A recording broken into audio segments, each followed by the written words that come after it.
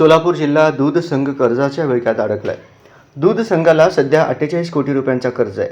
विद्यमान संचालक मंडळ पदाधिकारी जबाबदार आहेत, असा आरोप आज पत्रकार परिषदेत जिल्हा दूध संघ कृती समितीचे अध्यक्ष अनिल आवडे, उपाध्यक्ष भाऊसाहेब धावणे यांनी केलाय। बचाव समितीचे लोक कमी प्रतीचे दूध देत असल्याचा आरोप पदाधिकाऱ्यांनी केलाय।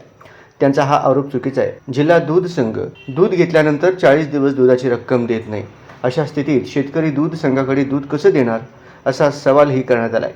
दूध संघातील आजी माजी कर्मचाऱ्यांचे पगार आणि फंडाची रक्कम ग्रॅच्युटी याची मोठ्या प्रमाणावर थकबाकी झाली आहे। कर्मचारी वर्ग यामुळे आर्थिक अडचणीत सापडल्याचेही पदाधिकाऱ्यांनी पत्रकार परिषदेत सांगितलं। 1982 रोजी सुरू झाला। त्याची स्थापना माननीय स्वर्गीय वसंतराव आपटे व भगवानराव चव्हाण यांनी सुरू केली। ही संस्था सुरू करत असताना त्या संस्थेचा शेतकऱ्यासाठी एक मोठा विचार करून ही संस्था उभा करण्यात आली, जेणेकरून शेतकऱ्याच्या दुधाला जादा दर देण्यात यावा, शेतकऱ्याच्या दुधाची सोय व्हावी यासाठी ही संस्था उभा करण्यात आली।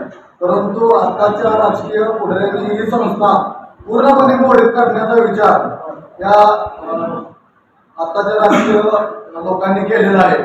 त्यामुळे हा संघ आता सध्या राज्याची शेवटची घटका मोदत आहे। त्यामुळे आपण हा सण कसा वाचवण्यात येईल यासाठी भरपूर प्रयत्न करत आहोत। त्यासाठी आपलं सगळ्यांचं आम्हाला सहकार्य आहेत आणि आता इथून पुढे हे राहील त्याची आम्ही अपेक्षा करतोय।